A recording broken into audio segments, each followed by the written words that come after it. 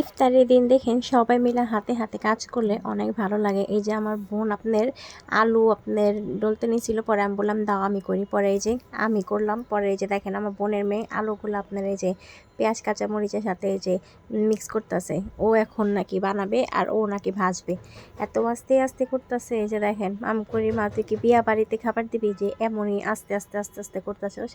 এই যে দেখেন কিন্তু বয়স অনুযায়ী আপনার ছোট থেকে আমাদেরও শখ ছিল অনেক বানানো, কিন্তু এই যে দেখেন বানাইছে, সুন্দরভাবেই বানাইছে। এই যে দেখেন ওই একাই আপনার এগুলো সব বানাইছে এই অল্প বয়সে।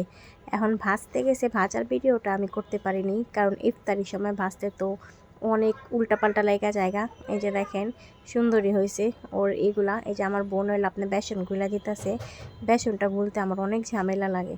তারপরে এই যে দেখেন ইফতারির সময় এই যে আমরা সবাই মিলে একসাথে, তো আমার এই যে বোনের ছেলে এখন আপনার মুড়ি মাখবে।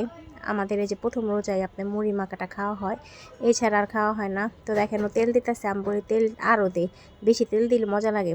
এই যে দেখেন ওর সাথে আমরা শয়তানি করতেছি যে তুই তো মুড়ি ডলতে ডলতে পুরা ভর্তারে পুরা একেরেই করে দিবি। তাই যে সবাই মজাই লাগে একসাথে। পরে আমি বাসায় গেলে আবার কি একা ইফতারি করতে দেবো, আমার জামাই আর আমি এখন সবাই সাথে একসাথে ইফতারি করতেছি, ভালোই লাগতেছে। এই যে মুড়ি ভর্তা, মুড়ি ভর্তাটা অনেক মজা হয়েছিল। আমি আবার মুড়ি ভর্তার সাথে এই যে কাঁচা মরিচ খাই, আমার কাছে অনেক ভালো লাগে।